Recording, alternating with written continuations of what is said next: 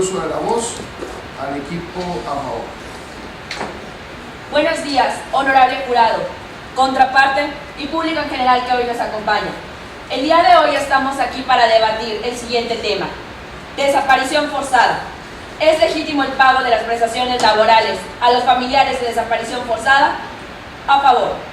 En México, es a partir de los años 60, con la llamada Guerra Sucia, donde se comienza y se propicia el desarrollo de la desaparición forzada, tal como lo menciona la Comisión Interamericana de Derechos Humanos en su último informe sobre la situación de derechos humanos en México en el 2015. Actualmente, tenemos como ejemplo de esto, en el 2014, la desaparición de 43 estudiantes de la Normal Rural de Ayotzinapa, Guerrero. En conformidad con lo que menciona el informe de la Comisión Interamericana, textualmente dice que México presenta una grave crisis de derechos humanos, en un marco de violencia donde se destaca la desaparición forzada. Aplicando el principio pro persona, definiremos desaparición forzada de acuerdo a la Convención Interamericana sobre Desaparición Forzada de Personas, la cual menciona que es aquella privación de la libertad de una o más personas por parte de agentes del Estado o personas con apoyo o aquiescencia del mismo, acompañado de la negativa de la privación, falta de información del paradero y la negativa al acceso a recursos judiciales. Cabe destacar que se trata de una conducta pluriofensiva, compleja y continuada, tal como menciona la Corte Interamericana de Derechos Humanos en el caso Desaparecido de Palacio de Justicia versus Colombia. Pero también cabe destacar que no solamente la víctima de desaparición forzada es víctima de violación a derechos humanos. De igual manera, los familiares de la víctima de desaparición forzada sufren un menoscabo en los mismos, tal como lo menciona la Corte Interamericana de Derechos Humanos en el caso Radilla Pacheco versus México. Dentro de los derechos humanos que encuentran violados los familiares de la víctima se encuentran los derechos económicos, sociales y culturales, los cuales incluyen y protegen derecho a la alimentación, a la educación, a la salud, a la seguridad social, entre otros, contemplados en el Protocolo de San Salvador, documento adicional a la Convención Americana de Derechos Humanos y en el Pacto Internacional de Derechos Económicos, Sociales y Culturales de la ONU. Al momento de que la persona es desaparecida, mantiene una relación laboral, a través de la cual recibe prestaciones laborales, por medio de las que los familiares pueden satisfacer sus necesidades básicas y así ejercer sus derechos. Al momento en el que la persona es desaparecida de manera forzada y deja de asistir a su lugar de trabajo, deja de poder acceder a los mismos. Luego entonces, la familia se ve imposibilitada u obstaculizada en satisfacer sus necesidades básicas y con esto se violan sus derechos. Una manera de detener esta múltiple violación a derechos humanos es garantizando las prestaciones laborales a los familiares de las víctimas. Con eso también garantizando la seguridad social contemplada en el artículo 9 del PIDES y en el mismo artículo 9 del Protocolo de San Salvador. También atendiendo la observación general número 19 del Comité de Derechos Económicos, Sociales y Culturales de la ONU, que menciona que los familiares, al ser beneficiarios de las prestaciones laborales, tienen derecho al acceso de las mismas. Cabe destacar que según el artículo 26 de la Convención Americana de Derechos Humanos, acceder a estos derechos se puede hacer de dos vías: económica o reforma legislativa de derecho interno. De esta manera, México, al realizar una reforma legislativa de derecho interno, garantizaría el mínimo vital que contempla la Suprema Corte de Justicia de la Nación, asimismo, el carácter de prevención y de protección que tienen todos los estados en materia de derechos humanos. Concluyo. Gracias al uso de la voz al equipo en contra. Buenos días, estimado jurado, compañeros a favor. Todos manifestamos una postura en contra, en la que no negamos una situación de hecho que es penosa para nuestro país. Vivimos en una realidad en la que la desaparición forzada se ha visto cada vez más inmiscuida en las actividades ordinarias de la ciudadanía. En este sentido, Hablamos de un grupo vulnerado en general de nuestra sociedad, a la cual no negamos esa realidad y por lo cual, atendiendo al mandato constitucional contenido en el artículo 1, párrafo 3, que obliga al Estado a analizar esas situaciones de hecho y tomar las acciones pertinentes para subsanar dichos errores y violaciones en materia de derechos humanos, el Estado, en ese afán por mejorar, promover, respetar y garantizar los derechos humanos que están siendo violentados en esta situación, ha ejercido acciones positivas en el caso de la normatividad mexicana. Tenemos ejemplos de cómo en Coahuila, en la Ciudad de México, y existen otros movimientos que intentan legitimizar esta acción del Estado a través de cuerpos normativos. Estos cuerpos normativos, dependiendo al mismo principio del artículo consagrado en el artículo 1 de la Constitución, deben de analizarse y revisarlos a la luz de los derechos humanos y de los tratados internacionales en materia de derechos humanos. Ante esto, el equipo en contra no niega tal situación. En cambio, aplaude este intento por mejorar esta situación de hecho que se vive en nuestro país desde el punto de vista de la normatividad. Ahora bien, atenderemos a los siguientes principios en materia de derechos humanos con el fin de demostrar que la familia, atendiendo a la esencia de los derechos humanos, no se encuentra legitimada para exigir las prestaciones laborales que las mismas actividades legislativas han estado haciendo. Solicita la normatividad que el patrón sea el que otorgue las prestaciones durante el desarrollo del procedimiento por el cual se va a demostrar si la víctima o posible víctima, porque todavía no podríamos hablar de víctima en este momento, sino de una investigación que se está realizando y en ese procedimiento de investigación, que puede durar muchos años, determinar si existe o no una víctima y con ello quién es el responsable de tal situación. Y el responsable tendrá que indemnizar, pero estamos en un paso previo en el que determinaremos si realmente esa persona se encuentra protegida por la carga que otorga la misma ley y las acciones legislativas en nuestro país al patrón. En ese sentido analizaremos si desde el punto de vista de los derechos humanos se encuentra legitimada la familia y demostraremos que no lo es, y por eso ponemos una postura en contra.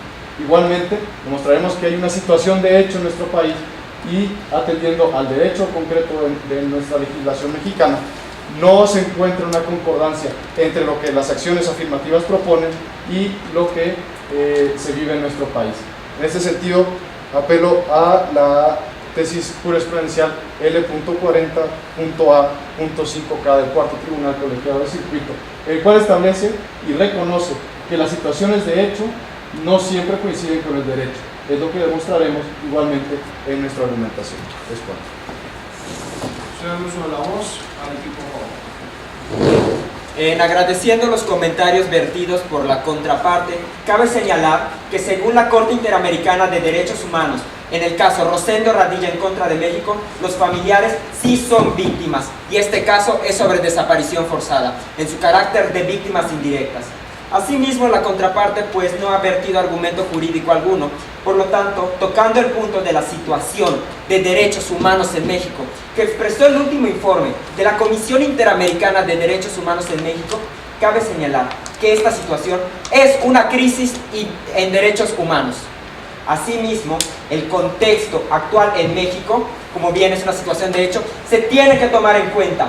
Yo le exhortaría a la contraparte que respondiera por qué si el Estado mexicano ha emprendido acciones, solo se han dictado 6 sentencias por desaparición forzada.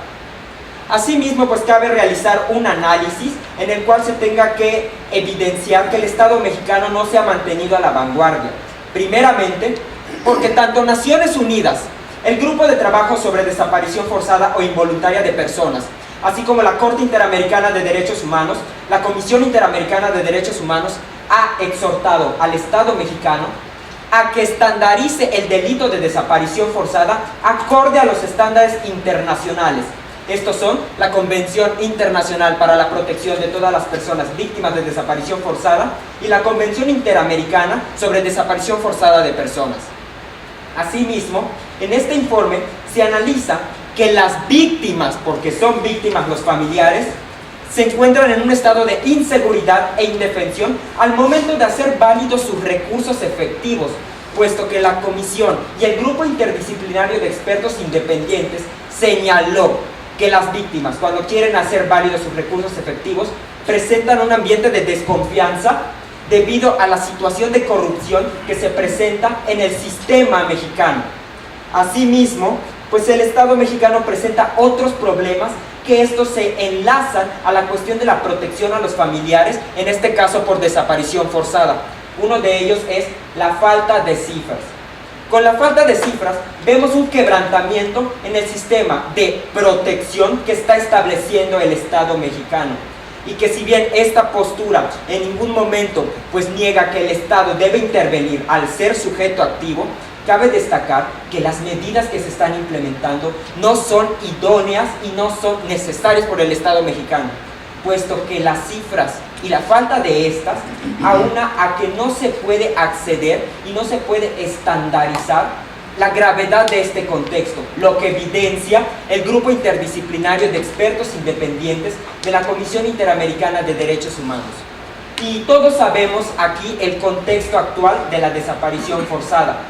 Todos sabemos de igual manera que en este estado solo se han dictado 6 sentencias y a pesar de ello se hizo una reforma estructural en el proceso penal. Pero bueno, estas sentencias fueron antes del 2008. La reforma en materia penal fue en el 2008. De 2008 para la fecha, quisiera exhortar a la contraparte que nos mencione cuántas sentencias se han dictado por desaparición forzada. Creo que la respuesta es clara: ninguna.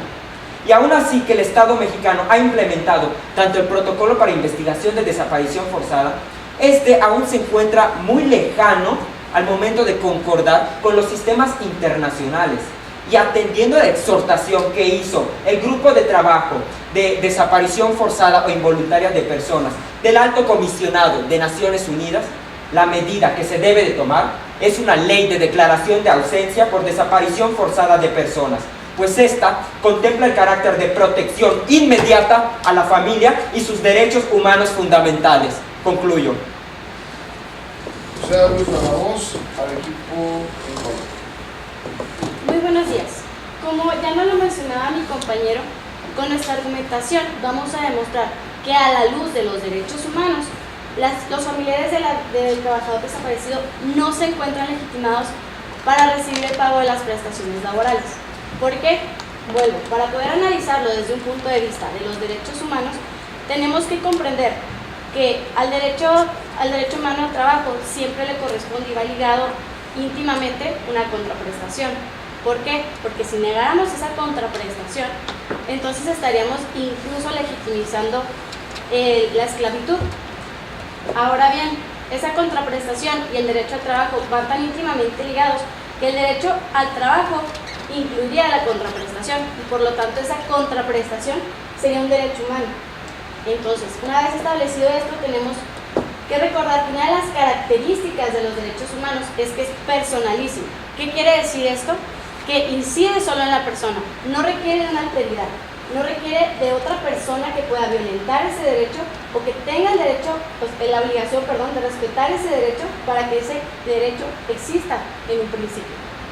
Si negáramos esto, caeríamos incluso en el absurdo de decir que una persona que se encuentra sola ya no es persona, porque no existe otra, un alter ego que pueda violentar su derecho o que pueda respetarlo. Pero el hecho es que sí sigue siendo un titular de esos derechos humanos. Y es por ello que nosotros consideramos que los familiares no se encuentran legitimados desde el punto de vista de los derechos humanos para recibir el pago de las prestaciones laborales, atendiendo a la dignidad humana de la persona. Esto no lo digo yo, compañeros, esto no es mi criterio. Esto lo respaldan las sentencias de los tribunales colegiados, la doctrina de los derechos humanos e incluso la Comisión Americana de Derechos Humanos estableció que el fundamento del derecho humano es la dignidad humana. Ahora bien, ya mencionaba también mi compañero que abordaremos este tema desde un criterio objetivo, desde la realidad práctica de nuestro país. En este sentido, atendiendo una situación de hecho, debemos determinar que es claro que existe un menoscabo en el patrimonio del patrón, toda vez que durante todo el tiempo de la desaparición va a tener que estar erogando las prestaciones laborales de ese trabajador desaparecido. En este sentido podemos decir que también la familia del patrón sufre un menoscabo en el patrimonio. Y llevándolos a un mismo nivel, tanto la familia del trabajador como la del patrón tienen un derecho a subsistir. Entonces, ¿cómo ponderaríamos? ¿Cuál sería el criterio para determinar cuál familia tiene un mejor derecho para subsistir? Además, si atendemos a una eficacia horizontal de los derechos humanos, explicando esta como el hecho de que el Estado, que se encuentra en un nivel superior al particular, no es el único que puede violentar el derecho humano y tampoco es el único que tiene la obligación de respetar el derecho humano del particular. Otro particular que se encuentre en una misma posición respecto a un mismo nivel puede violentar el derecho de otro particular y además tiene la obligación de respetar ese derecho. En este orden de ideas, tanto el patrón tiene la obligación de respetar, garantizar, promover y proteger los derechos del trabajador, como lo tiene el trabajador respecto del patrón. Ahora bien, en este sentido, yo los invito a realizarse una interrogación. ¿Qué pasa si invirtiéramos los papeles? ¿Qué pasa si en realidad el patrón fuera el que está desaparecido? Sería justo y sería lógico que el trabajador estuviera desempeñando sus labores durante todo el tiempo de la desaparición, sin tener ninguna remuneración a cambio. Aquí también se estaría afectando en todo caso a la familia del trabajador, ¿no lo creen? Y por último, quisiéramos analizar las legislaciones que existen en esta materia a la luz de los derechos humanos. ¿Por qué a la luz de los derechos humanos? Nosotros no criticamos la intención de estas legislaciones, al contrario, la aplaudimos. Es una intención muy noble, pero solo se queda en eso, una intención, un plano idealista. Cuando queremos trasladar todas esas legislaciones y todas esas protecciones a un plano fáctico, a un plano de la realidad, al menos en nuestro país, estas legislaciones, esta situación de derecho, no podemos adecuarla a la situación de hecho. Ahorita nos decían, ¿por qué del 2008 a la fecha no ha habido ninguna sentencia? Bueno, la verdad, a mi parecer, considero que tal vez es porque no ha habido una sentencia, porque en realidad no se han dado los elementos fácticos para que exista una sentencia, porque no se puede, no pueden abarcar la realidad fáctica con la situación de derecho. ¿Por qué digo esto? Según datos del INEGI, el 95% de las empresas de nuestro país se componen de micro, pequeñas y medianas empresas. Y de ese porcentaje, el 94.8% son microempresas, entendiéndose por estas aquellos que funcionan con una cantidad de 0 a 10 trabajadores. Entonces, la mayoría de las empresas en nuestro país funcionan con esa cantidad de trabajadores. Ahora bien, ¿qué pasa con un patrón que tiene 1 o 2 trabajadores a su cargo y que uno de ellos está desaparecido? ¿Podría él, durante el lapso que dure la desaparición forzada, sea esta 30 días o entendámoslo hasta 20 años, seguir pagando las prestaciones laborales de este trabajador y además erogar las prestaciones de otro trabajador para que supla las actividades que éste desempeñaba? Llevaríamos a la quiebra miles de empresas en nuestro país. Recordemos que el derecho está para regular la vida en sociedad, por lo que el derecho debe de adecuarse a la sociedad y no viceversa. Es cuanto. Cedo el uso de la voz al equipo a favor. Agradeciendo de antemano todos los argumentos que ha presentado la contraparte. Como primer punto, la contraparte nos ha dado la razón en cuanto a la crisis de derechos humanos que vive México, así como la inefectividad del proceso penal para acceder a una reparación integral. Como segundo punto, corrijo a la contraparte, no fue en el 2008 la sentencia. Las 3 últimas fueron en el 2005. De igual manera, le recuerdo a la contraparte que no estamos aquí para vertir opiniones, sino para argumentar con base jurídica, cosa que es lo último que ha hecho, porque de todos sus argumentos ha vertido opiniones y no ha basificado jurídicamente todos sus argumentos. De igual manera ha dicho que los familiares no están facultados para pedir prestaciones laborales. Yo le quiero hacer una pregunta a la contraparte. Entonces, ¿el Comité de Derechos Económicos, Sociales y Culturales de la ONU está en lo incorrecto? ¿También la Comisión Interamericana de Derechos Humanos está en lo incorrecto? ¿El grupo interdisciplinario de expertos independientes de la Comisión está en lo incorrecto? Es una pregunta. De igual manera, La Corte Interamericana de Derechos Humanos ha reconocido que las empresas o las personas morales no tienen derechos humanos. No hay caso de la Corte Interamericana que se verse sobre ello. De igual manera menciona el test de ponderación. Cabe aclarar, y le recalco y le corrijo a la contraparte que no es un test de ponderación, es un test de proporcionalidad. Y lo menciona la Corte Interamericana de Derechos Humanos en el caso Kimmel versus Argentina.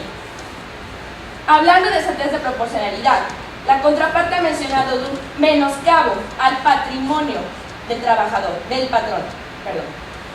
Ok, cabe señalar que ya se ha hecho este test de proporcionalidad y no cabe dentro de una afectación a su patrimonio.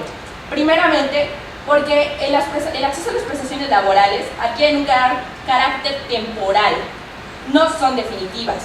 Tal como lo menciona el Grupo Interdisciplinario de Expertos Independientes de la Comisión Interamericana, el acceso a esas prestaciones laborales es por un año, en lo que se accede a la reparación integral. Cabe aclarar que esta postura en ningún momento está negando la figura de la reparación integral. Aunado a ello, se está vinculando las prestaciones laborales para detener de manera inmediata y contundente la violación de derechos humanos. Es por esto que es muy importante el carácter de temporalidad que menciona la GIEI y el Grupo de Trabajo de la ONU de Desaparición Forzada o Involuntaria. De igual manera, de acuerdo a la Ley de Seguridad Social, para las prestaciones laborales intervienen tres elementos: empresa o patrón, trabajador y Estado. Al momento en el que el trabajador deja de aparecer como una figura, entonces el gasto sería compartido, Estado, patrón. Por lo tanto, no representa un detrimento, considerando que es por un año y que es un gasto compartido.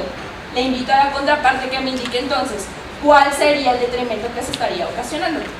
Todo esto con base en el Grupo Interdisciplinario de Expertos Independientes y en el Grupo de Trabajo de Desaparición Forzada o Involuntaria de la ONU. Asimismo, realizando un test de proporcionalidad respecto al derecho a la propiedad de los patrones que podrían tener conforme al derecho, a los derechos humanos, a los de los familiares de las víctimas, el mínimo vital, la vida digna y todo lo que pueda conllevar el acceso a esas prestaciones laborales. Concluyo. Se da el uso de la voz al equipo. Gracias. Haciendo contestación a lo que plantea la contraparte, no es que esté incorrecto todo lo que ellos citan, por supuesto que no seamos nadie para venir a decir que está incorrecta la convención, etc. Pero todos estos tratados y postulados que usted menciona no se aplican en el caso concreto que estamos aquí hablando. Entonces estamos hablando del procedimiento en lo que se instaura una victimización, no cuando estamos intentando determinar si es una víctima. Aquí estamos hablando de qué va a pasar en el lapso en el que determinamos si es o no víctima de desaparición forzada y por lo tanto hay una responsabilidad concreta por parte de los que lo desaparecen. Una vez que es desaparecido, excelente, desapareció, es una víctima, el Estado es el responsable, por lo tanto habrá que indemnizar a los familiares, por supuesto, ahí estamos de acuerdo, pero aquí estamos debatiendo sobre el procedimiento, en lo que llegamos a esa determinación, existe o no la necesidad de que el patrón sea el responsable de garantizar esos derechos económicos, sociales y culturales de los que ustedes hablan.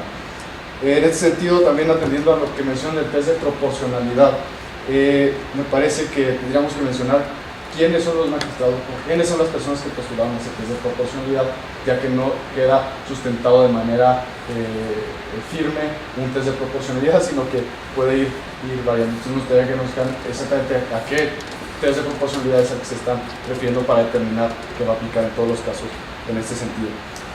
Igualmente, hace la pregunta de cómo vamos a resolver esto. Bueno, ¿por qué no? ¿Por qué va a ser el patrón?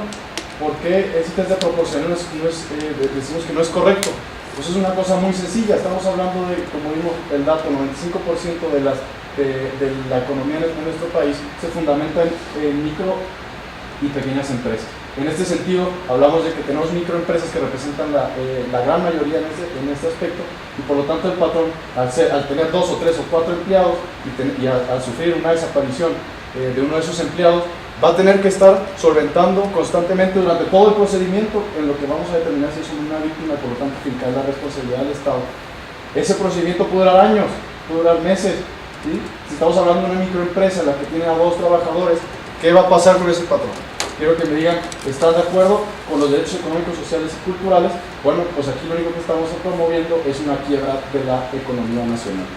En ese sentido, también aclarar nuevamente que los familiares, si son víctimas, pero una vez que se les determina una responsabilidad concreta, porque si no, podríamos caer en el absurdo de decir, sí, si son víctimas desde que desaparece el trabajador, a partir de 24 horas de que no se encuentre su paradero, que es cuando determinaremos que existe la posibilidad de que haya desaparecido, tendríamos que indemnizarlos desde ese momento, porque uno de los trabajadores se perdió en una excursión algunos días. Por eso ya está desaparecido, por eso es una víctima ya. Les dejo el planteamiento ahí en un poco el argumento reducido al absurdo en ese sentido. Igualmente nosotros determinar que no estamos en contra de la legislación. Nosotros aclaramos que es una legislación que está cumpliendo una acción afirmativa como mandato constitucional, pero esa normatividad no está siendo adecuada para la realidad en la que nosotros vivimos. Es cual. Les doy el uso de la voz, recordando que es el último turno, el cuarto, al equipo a favor. A manera de conclusión, esta postura se ha presentado contundente y firme y puntualizando a los argumentos jurídicos y vinculantes para el Estado mexicano, como es el test de proporcionalidad en el caso Kimmel contra Argentina, el cual solicitó la contraparte. Asimismo, la contraparte se ha versado respecto al daño patrimonial de la empresa. Sin embargo, existen los principios rectores de Maastricht y Ruggie que establece la obligación extraterritorial, asimismo la obligación de las empresas de coadyuvar con el Estado para prevenir violaciones a derechos humanos. Por lo tanto, no se generaría este detrimento al patrimonio de la empresa. Asimismo, pues bueno, la temporalidad es un factor esencial y esto queda recalcado a manera de conclusión en esta propuesta que es la Ley de Declaración de Ausencia por Desaparición Forzada. La temporalidad queda como un eje central, puesto que no vamos a determinar una ley sin especificar el tiempo, sino que esta funciona como medida cautelar mientras se accede a la reparación de carácter integral. Esta postura en ningún momento ha negado este derecho a la reparación integral, sino atender el carácter necesario y urgente que presentan las familias en el momento en el que ven afectado y menoscabado sus derechos humanos fundamentales, en este caso, derechos económicos, sociales y culturales. Además, pues aunado a ello, otro criterio jurídico es el de la Corte Interamericana de Derechos Humanos en el caso Melba Suárez Peralta en contra de Ecuador, donde el juez Ferrer McGregor se pronunció en el voto concurrente respecto a que no hay que distinguir entre derechos civiles y políticos y derechos económicos, sociales y culturales, porque ambos están contemplados en la Convención Americana sobre Derechos Humanos. Por lo tanto, no hay que hacer esta distinción para hablar respecto a si hay que ponderar respecto a un derecho o debe prevalecer el otro, sino que todos son derechos humanos. Y terminando con esto, pues la conclusión es clara. Una ley de declaración de ausencia por desaparición forzada que funcione como medida cautelar mientras se accede a la reparación y sobre todo mientras el Ministerio Público ejerce esta obligación de investigar. Asimismo, aunado a ello con el carácter de la temporalidad, puesto que no podemos legislar de manera abierta. Esta es la propuesta que la postura a favor mantiene y ha fundamentado jurídicamente. Es cuanto. Sea el uso de la voz. Estimado compañeros y estimado público, durante nuestro debate nos enfocamos en demostrar que a la luz de los derechos humanos los familiares no se encuentran legitimados para recibir el pago de las prestaciones laborales. En un principio se los dejamos en claro al equipo contrario y ellos nunca pudieron demostrar cómo es que se vincula realmente la familia a la luz de los derechos humanos a la contraprestación y por lo tanto tendrían ese derecho. Ahora bien, abordamos también la situación de hecho de nuestro país. Esto es importante porque si bien es cierto que la legislación tiene una intención muy noble, esta no puede cumplirse. Recordemos que no todo derecho vigente es positivo. Dentro de este orden de ideas, también hemos demostrado que la ley de declaración de ausencia y entre otras están violentando los derechos del patrón, porque le están provocando un menoscabo dentro de su patrimonio. Entonces yo los invitaría a cuestionarlos.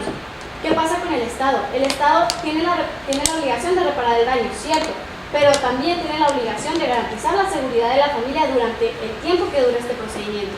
Me gustaría cerrar con la frase: si un hombre fuese necesario para sostener el Estado, este no tendría que existir, y en un fin no existiría. Simón Bolívar. Terminando la primera fase de este debate, le solicito a los jueces que formulen preguntas a los dos equipos, equipo a favor, equipo en contra, siempre respetando una pregunta por cada orador. Si queda tiempo en el reloj, podrá hacer preguntas en general.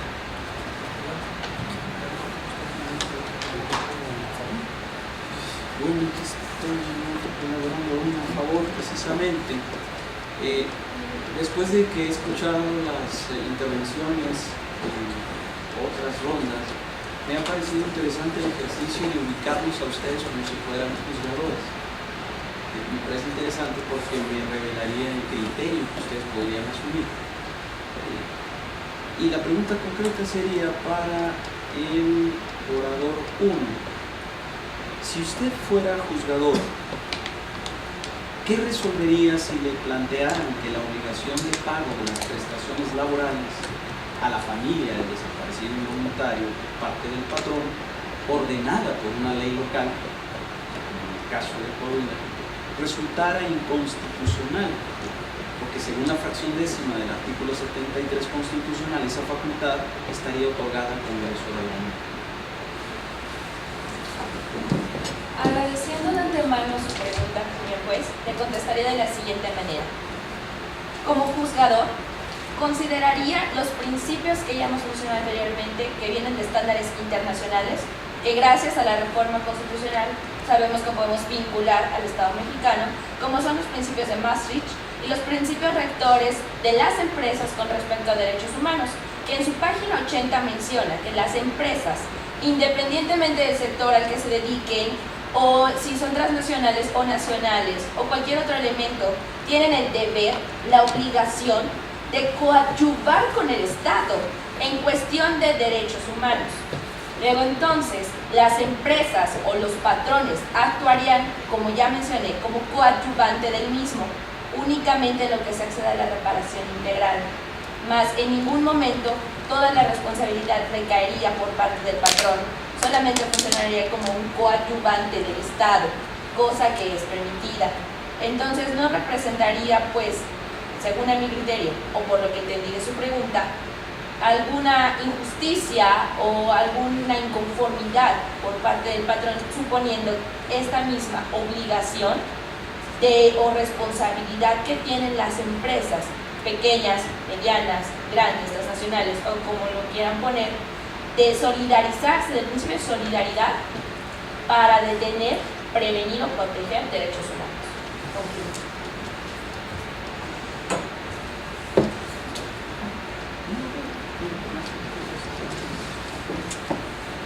Yo nomás me llamó mucho la atención, bueno, al final de cuentas, por algo que comentó la oradora número 1, pero la pregunta va para el orador número 2, al final de cuentas son un equipo.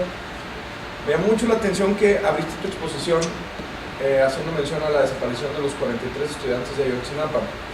Yo sé que lo hiciste por poner en contexto el problema de desapariciones forzadas que hay en México, pero al final de cuentas por lo que se está discutiendo es la prestación laboral, si están legitimados o no los familiares en solicitar esta prestación laboral. ¿Saben si en los 43 específicamente, en el caso de los 43 estudiantes, sé que son estudiantes, pero aquí en México pasa de todo, pudiera encontrarse los elementos para que alguno de ellos o los familiares estuvieran legitimados para solicitar esta prestación? ¿Tienen el dato o saben de...? agradeciendo su pregunta, honorable jurado, pues sí, efectivamente, esto fue con afán de contextualizar, pues según lo que determinó el grupo interdisciplinario de expertos independientes, no solo nos debemos limitar a la cuestión de la legislación vigente, sino que hay que tomar en cuenta el contexto actual y pues en este caso se está viviendo una crisis de derechos humanos, específicamente en la cuestión de desaparición forzada.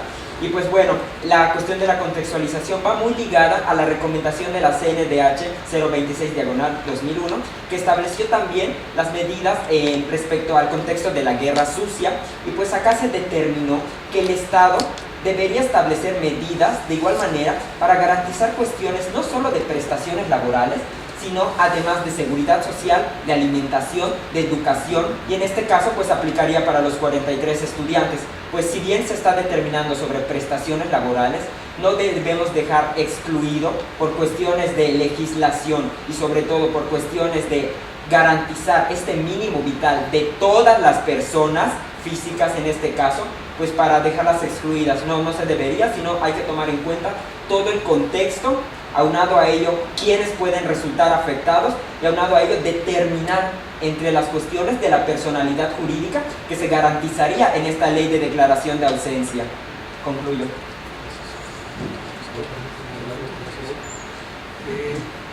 Quisiera hacer una pregunta al equipo a favor, que ahora tienen 2 minutos. Quisiera yo ponerme en un lugar, en un estado, en un estatus sin ser abogado, menos el patrón, ¿sí? Mucho menos la víctima o familiar de la víctima. Soy un ciudadano común y corriente, ni siquiera abogado soy, suponiendo que sí soy. Y razonando desde esa perspectiva, yo creo que un ciudadano común y corriente les cuestionaría a ustedes, bueno, si el patrón no, voy a usar el lenguaje que usaría un ciudadano común y corriente, si el patrón no hizo nada, ¿sí? no tuvo nada que ver, ¿sí? ¿Por qué tendría que pagar? Pero voy más aún sobre, últimamente a lo mejor el ciudadano dice, pues el patrón ni me importa, pues no es su problema, ¿no? Yo como ciudadano, a lo mejor si me pudiera sentir agraviado, decir, oye, pues no sería el hecho de legislar o obligar al patrón de hacer cumplir con esa obligación, ¿dónde queda mi garantía como ciudadano a mí de que ese pago no fomentaría, ¿sí? De que el Estado siga incumpliendo con su obligación de garantizar la seguridad a todos los ciudadanos, me incluyo yo, ¿verdad? ¿Qué le responderían ustedes, el que quiera responder, a ese ciudadano que les preguntaría eso?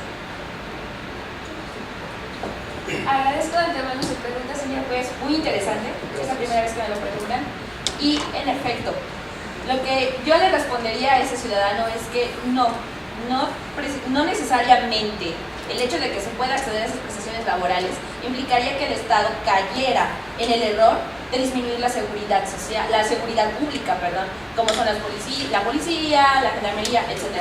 No, ¿por qué? Porque las prestaciones laborales no están realizando el carácter de reparación integral, son dos entes muy diferentes.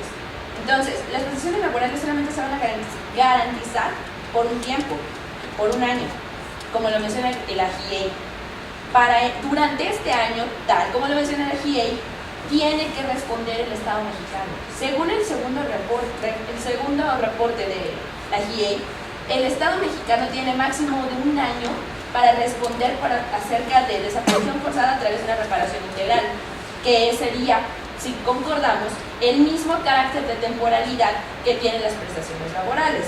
Por lo tanto, tenemos un año para hacer una reparación integral y un año que se nos va a dar esas prestaciones laborales. Entonces así obligamos al Estado a tener esa reparación integral, y al tener esa reparación integral lo forzamos a tener recursos efectivos para acceder a la misma, y con esto no tiene pretexto alguno para disminuir la seguridad pública en el nivel desde Policía Municipal hasta Gendarmería o la Sedena.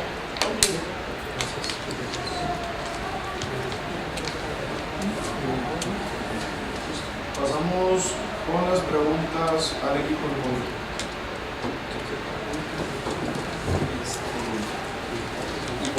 Sí, con la misma técnica, después de estarlos escuchando, que en realidad me parecieron interesantes algunos aspectos que desgraciadamente se van a escapar a menos que el presidente nos indique que nos da otro tiempito, dijo Irma Serrano.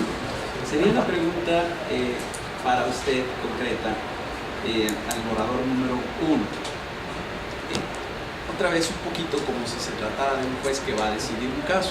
Correcto. Si usted admitiera como válida la regla de que el patrón debe cubrir las prestaciones laborales de la familia del desaparecido involuntario por su situación de vulnerabilidad, ¿consideraría válido también que el empleado trabajara sin pago para el caso de que el desaparecido fuera el patrón no vulnerable?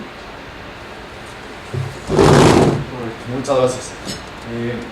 Efectivamente, me parece que si yo fuera el juzgador, porque al final es una cosa que se tiene que revisar a la luz de un procedimiento que se le va a instaurar también al patrón para determinar si va o no a hacer el pago. Y en ese sentido también se tendría que hablar de una especie de adecuación del pago en proporción a la cualidad del patrón.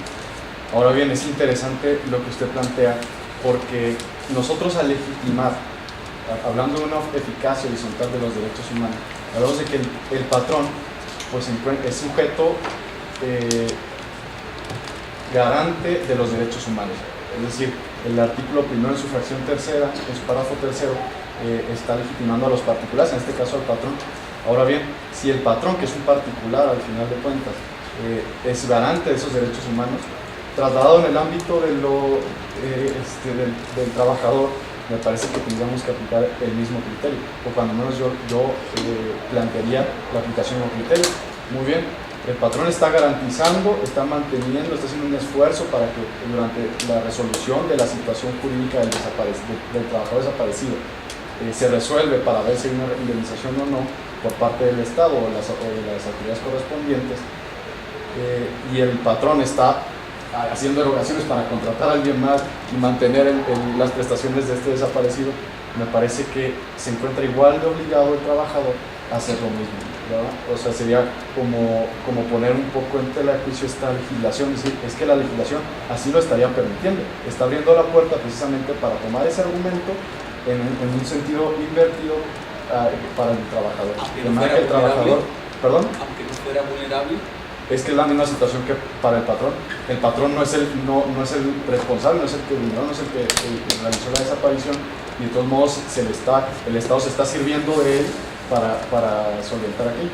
Entonces el Estado de la misma manera tendría que servirse del trabajador para mantener la situación de desaparición en caso de que fuera el patrón la posible víctima, siempre y cuando se le determine. No sé si con eso conteste.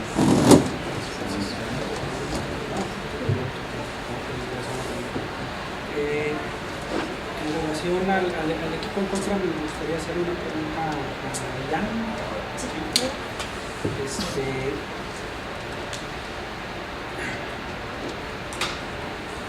Vamos a suponer que llega el patrón, ¿sí?, contigo, y como abogada de la oficina, de despacho, y te dice, oye, Adrián, fíjate que supuestamente hay uno de mis trabajadores está desaparecido, ¿sí?, y ahora resulta que tiene una semana sin venir a trabajar, y ahora resulta que tengo que pagar sus prestaciones laborales. ¿Qué hago? ¿Qué mecanismo de defensa le propondrías tú como abogada a tu cliente, en este caso el patrón, para contrarrestar, ¿sí?, esa obligación, ¿sí?, que se le quiere imponer? Bueno, agradezco la pregunta. En este caso concreto, ¿verdad?, tendremos que determinar qué posibilidades tiene el patrón. Eso fue en lo que ahondamos bastante, en lo que hicimos hacer demasiado hincapié en esto durante nuestra argumentación, porque dijimos, bueno, si el patrón fuera multimillonario, ¿verdad?, y tuviera muchas empresas y muchos trabajadores, probablemente no resentiría tanto el estar solventando esas prestaciones. Pero la realidad es que el 95% de los patrones en nuestro país van a batallar, van a sufrir, o sea, sí van a ir a buscar cómo poder defenderse en ese criterio. Entonces yo probablemente recomendaría irnos como nosotros lo abordamos, desde el punto de vista de los derechos humanos, o sea, que determinar que a la luz de los derechos humanos los familiares no se encuentran legitimados para poder recibir el pago de estas prestaciones, ponderar que va a existir un menoscabo en su patrimonio y que la legislación va más allá de lo que puede abarcar la realidad. O sea, a nadie está obligado a lo imposible y no le puedes exigir o pedir al patrón que esté sosteniendo a la familia del trabajador cuando no puede sostener la suya. Y en este sentido nosotros dijimos, bueno, pues es que no decimos que no deban de existir normas que protejan a la familia, pero hay que adecuar las normas, o sea, hay que decir, ok, o sea, hay que implementar que si en 30, la ley de declaración de ausencia dice, el Ministerio Público tiene 30 días para determinar si hay o no desaparición forzada. Ok, porque no lo llevamos a un grado más grande y decimos, una vez que esté determinada la desaparición forzada, desde ese momento empieza a correr la reparación del daño por parte del Estado. No, o sea, todo el procedimiento lo dejan a cargo del patrón. Están pasándole la responsabilidad del Estado a un particular. Y desde nuestro criterio no es justo.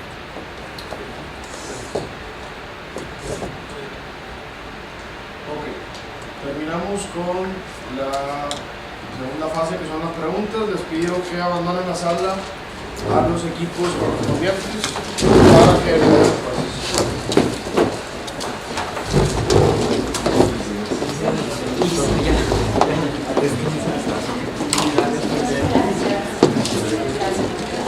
Listo, ya salió libre. Hasta la tarde les toca.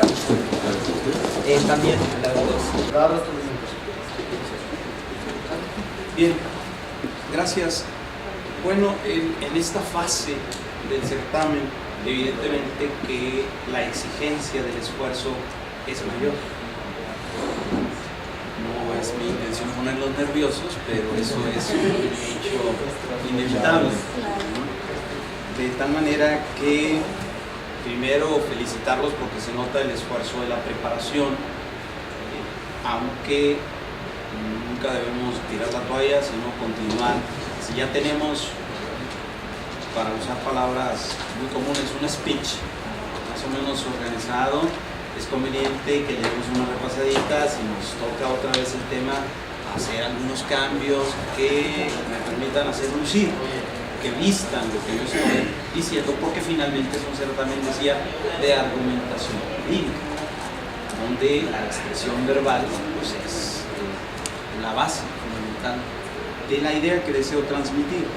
Y por ese mismo motivo, por esa misma razón, hago notar una vez más que deben cuidar ustedes las palabras, lo que ustedes expresan. Es muy común que, no obstante que conozca que la palabra se enuncia o se pronuncia de alguna forma, por mis costumbres, por el lugar en donde yo me desenvuelvo, voy tomando estos modismos.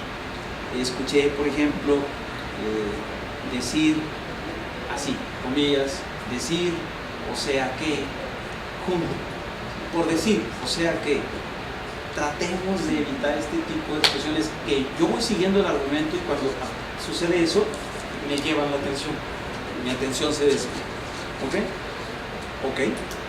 Y por otra parte, no dejemos que el entusiasmo nos invada de tal forma que incluso se me vaya la voz. Es muy bueno que le impriman esa fuerza, pero sí controlar, moderar mi tono de voz, moderar lo que está fluyendo para que no se me escape la voz, para que no salgan gallos, como luego decimos, ¿no?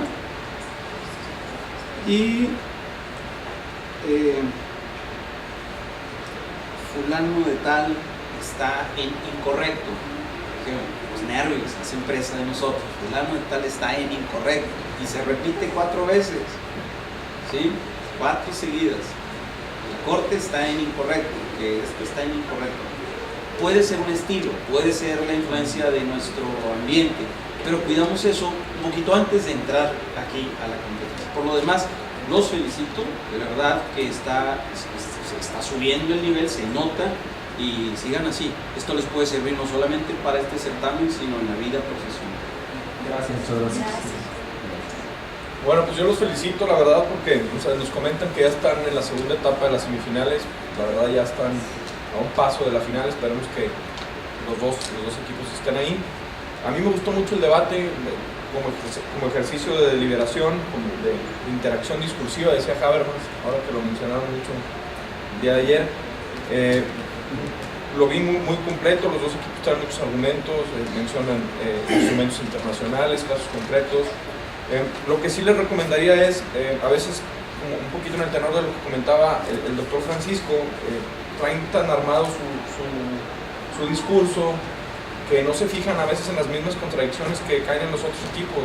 Es bueno a veces que dejen de lado su discurso y se vayan en atacar los errores que el otro equipo comete, porque sí los cometieron los dos, inclusive contradicciones de sus líneas de intervenciones.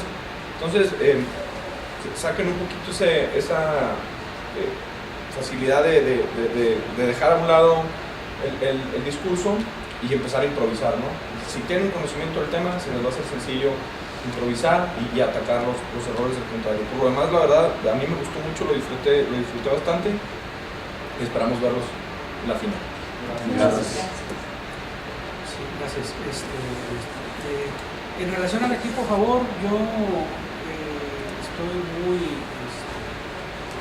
conforme, muy pleno de su forma, de cómo expusieron, cómo argumentaron, cómo fundamentaron y cómo debatieron. No tengo en absoluto ninguna observación de forma, más que me queda decirles que los felicito. Creo que para este punto de la competencia a lo mejor se espera ver nerviosismo, más nerviosismo, y yo en lo personal ni siquiera eso percibí. Eso habla, creo que muy bien del equipo. Felicidades. Ojalá lleguen a la final. ¿Sí? En relación al equipo en contra, para mí totalmente el mismo comentario que el equipo a favor. Lo veo muy bien armado, muy bien estructuradas sus ideas, bien fundamentadas, bien motivadas, bien argumentadas. Un buen debate, también lo disfruté mucho, ¿verdad? Y no me queda más que darles una felicitación por ese esfuerzo, ¿verdad? Entonces, ojalá les vaya muy bien, creo que van muy bien ambos equipos, ¿verdad? Bueno, pues síganse peleando, que eso se trata. Felicidades. Muchas gracias. Gracias. Hemos concluido el debate. Muchas gracias a los jueces por esta argumentación y el desempeño de los equipos. Gracias. Gracias.